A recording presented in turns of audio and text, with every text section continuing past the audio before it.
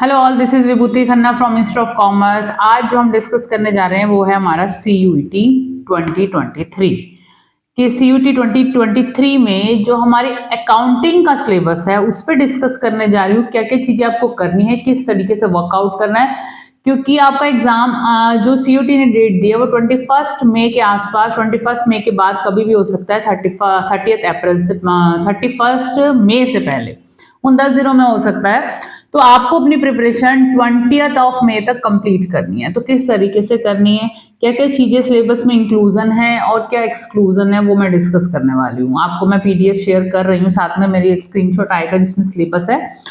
तो बेसिकली आपके CUET accounts में देयर विल बी 50 क्वेश्चंस और आपको 40 क्वेश्चंस अटेम्प्ट करने हैं। 45 मिनट्स है आपके पास, नियर अबाउट हम कहेंगे कि 1 मिनट फॉर ईच क्वेश्चन आप लेके चले।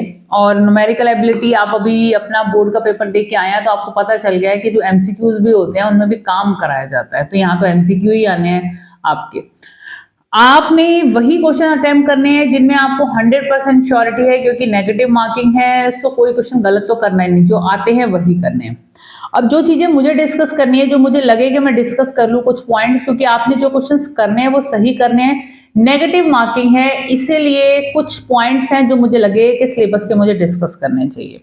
देखिए जी, जो आपका अगर मैं सिलेबस दिखाती हूँ आपको, तो जो आपकी यूनिट 1 है वो है accounting for not for profit organisation. ये आपके 12th का डिलीटेड टॉपिक था, आपने नहीं किया, बट प्रोबेबिलिटी है क्योंकि ये जब बोर्ड में भी था ना तो इसमें से 10 नंबर का पेपर इकलौते एक चैप्टर से आता था। और CUET में भी मेरा जो माइंडसेट कहता है 5 to 7 न्यूमेरिकल आपके इसी चैप्टर से होंगे। न्यूमेरिकल क्या, MCQs। और डरा नहीं रही हूँ, इजी नहीं है, मतलब थोड़ा उसको टाइम देना पड़ेगा NPO को, और इस पे आपको वर्क करना है NPO, क्योंकि ये जैसे आपने trading profit and loss account 11 में किया, तो उसी तरीके से जो चैरिटेबल इंस्टीट्यूशंस होते हैं उनकी प्रॉफिटेबिलिटी कैसी होती है, तो उस टाइम पे कैसे कैसे अकाउंट्स बनते हैं, उनमें रिसीट एंड पेमेंट अकाउंट बनता है, आपका इनकम एंड एक्सपेंडिचर अकाउंट बनता है, और कुछ कैलकुलेशंस होती हैं, वो सारी कैलकुलेशंस ही आपसे कराई जाएंगी। तो NPO पे बेसिकली मेजरली जो आपको वर्क करना है वो आपको इस चैप्टर पे वर्क करना है। उसके बाद आपकी अकाउंटिंग फ्रॉम पार्टनरशिप आ रही है, यूनिट 2 जो है वो आपकी यूनिट 2 है फंडामेंटल्स। फंडामेंटल्स का अगर हम सिलेबस देखते हैं तो नॉर्मल आपके सारे कॉन्सेप्ट्स हैं। फिक्स्ड एंड फ्लक्चुएटिंग कैपिटल है, आपका प्रॉफिट शेयरिंग रेशो है, डिवीजन है, interest on capital, interest on drawing की सारी कैलकुलेशन है, और P&L एप्रोप्रिएशन है। सिलेबस को अगर हम देखते हैं तो इसमें गारंटी मेंशन नहीं है और इसमें account from incomplete record mention नहीं है, तो प्रोबेबिलिटी उनकी बहुत ही कम है। वैसे सारा सिलेबस ही इन्होंने लिखा हुआ है, बट आपको तो आता है 12th में, तो आपके लिए कोई इशू भी नहीं है अगर 12th अच्छे से करिए। उसके बाद जो आपका चेंज इन PSR हो गया, गुडविल हो गया, एडमिशन हो गया, रिटायरमेंट हो गया, डेथ हो गया, एज इट इज सिलेबस है जो आपने 12th में किया था, बिल्कुल सेम वही। लेकिन कैपिटल एडजस्टमेंट पे बहुत क्वेश्चंस आएंगे, क्योंकि जो लास्ट ईयर का पेपर मैंने देखा है, कैपिटल एडजस्टमेंट जो लास्ट वाला स्टेप होता है, तो टाइम तो लगता है ना वो कैलकुलेशन वो करने के लिए। अब आपको क्या करना है, क्योंकि कोर MCQs की प्रिपरेशन करनी है, तो उसके हिसाब से थोड़ा सा अपने वर्क को भी स्पीड अप करना है। अच्छा, यूनिट 4 इन्होंने अलग से दी हुई है, वो है आपकी dissolution of partnership as it is, no change, 12th वाला आपको करना है।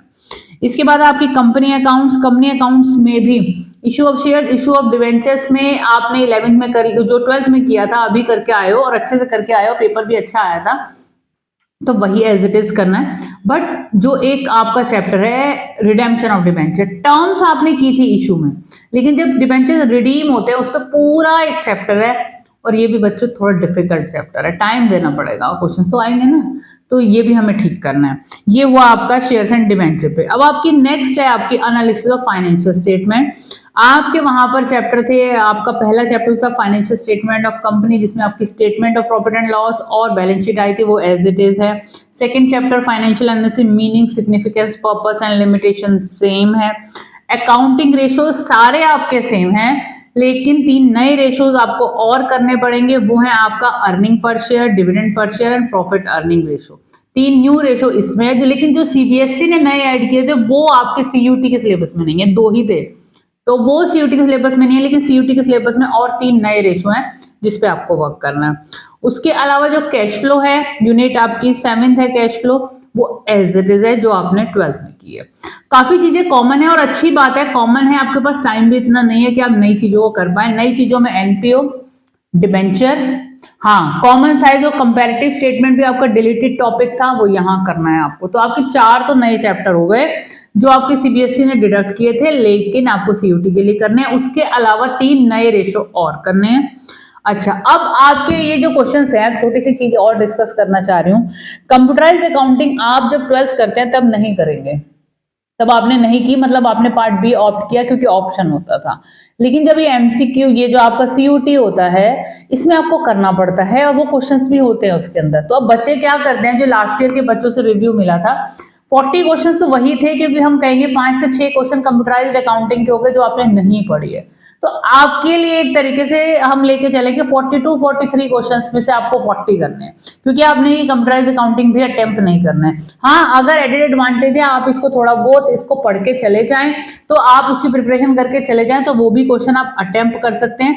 बट आपने पूरी 12th और 11th में कंप्यूटराइज्ड अकाउंटिंग नहीं पढ़ी है, तो आपके लिए थोड़ा सा डिफिकल्ट हो जाएगा। तो आप ये लेके चलिए कि आपके पास 42 43 क्वेश्चंस है, उसमें से आपको 40 करने हैं। तो चॉइस आपके पास नहीं है। अगर आप कंप्यूटराइज्ड अकाउंटिंग सिस्टम के, उसमें भी हम कहेंगे 4 यूनिट्स हैं आपकी, अब 4 यूनिट्स और एक्स्ट्रा पढ़ना तो बहुत सिलेबस दिख रहा है। तो फिर इसीलिए जो आता है, मतलब आपका जो पार्टनरशिप था, जो आपका कंपनी था, जो आपकी थर्ड बुक आपकी फाइनेंशियल एनालिसिस थी, वो आप स्ट्रॉन्ग कीजिए एमसीक्यू पॉइंट ऑफ व्यू से।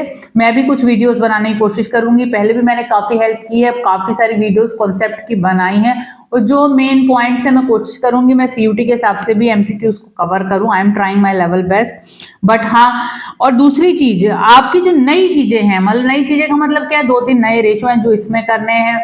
आपको रिडेम्पशन चैप्टर करना है, आपको एनपीओ स्ट्रॉन्ग करना है, कंपैरेटिव कॉमन साइज करना है। इस 1.5 महीना उस पर वर्क कर लो, 1.5 ही महीना मैं बोलूंगी, क्योंकि आज 3 तारीख हो गई जब मैं वीडियो अपलोड कर रही हूँ।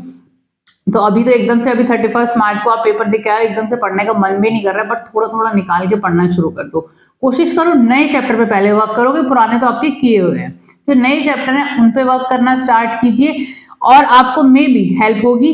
साथ में आपको मैंने सिलेबस शेयर किया, एक बार रीड कीजिए, समझिए, क्योंकि सीयूटी में भी तो आपको मार्क्स लाने हैं, दैट मैटर्स। पूरा साल आप पढ़े हो, अब यहाँ भी स्कोर ले आओ। All the best.